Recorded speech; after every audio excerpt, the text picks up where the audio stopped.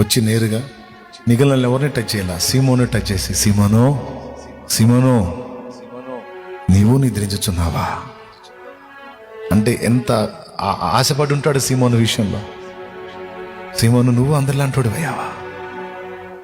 ఈరోజు నీ గురించి కూడా దేవుడు అదే అంటాడమ్మా, నువ్వు ప్రత్యేకం అనుకున్నానే.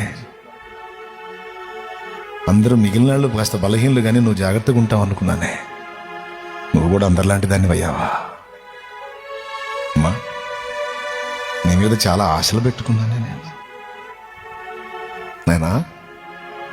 నువ్వు కూడా అందరిలాంటి అయ్యావా.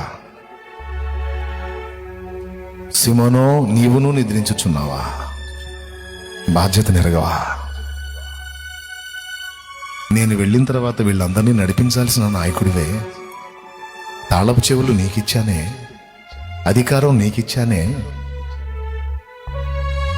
వాళ్ళు నిద్రపోయినా నువ్వు మెలకువగా ఉండాలి కదా.